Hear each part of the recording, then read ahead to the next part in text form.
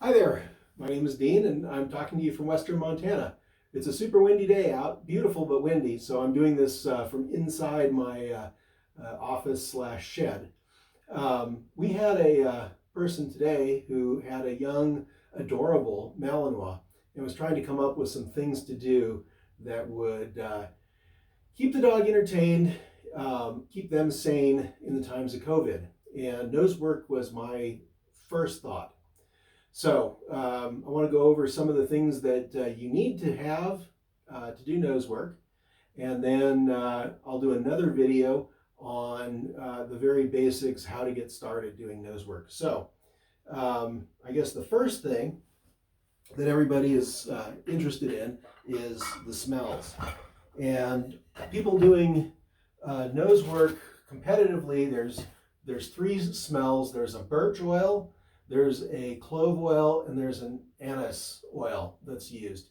And you can get those various places online. I'll try to link a couple possibilities. The other thing is you can just find your local dog club that teaches it and see if they can give you a drop, because that's really all it takes. So most there we go. Most people will use a little container that has, it's used oftentimes for cosmetics. You can get them at your local, like Whole Foods, or place where they sell things for making your own cosmetics. So the purpose of this little tin is to just keep from contaminating the rest of the world with the Q-tip that has a drop on each end of the clove oil.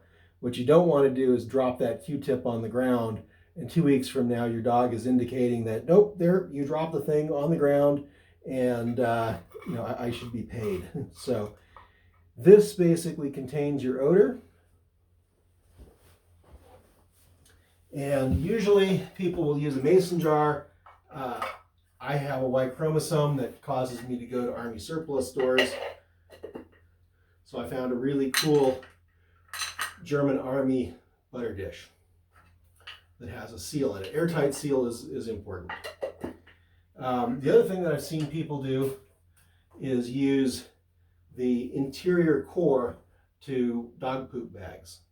That also works. Although I don't particularly like them, because I have a dog that thinks that they should retrieve it, and then it ends up getting all gross, and I'm sure that clove oil doesn't taste too good. The next thing is called a hot box, and basically your scent source goes inside the hot box, and you close that up. Okay, and the idea is we want to have a surface to work on top of. You'll see how we use it in the first lesson. And the next very important item that you're going to need, very important item, high value treats. String cheese is good in my house. Hot dogs, great. Little slices of sharp cheese, pieces of sardine, whatever you had in the leftovers from about 4 or 5 days ago that you don't want to eat, perfect stuff. And then the most important thing is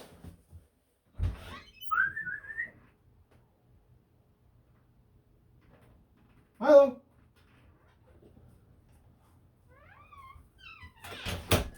There is the dog. This is my co-conspirator, Milo.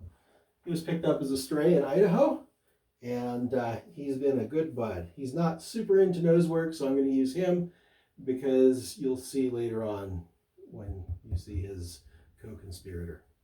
Thanks a lot, and I'll be back with the first lesson.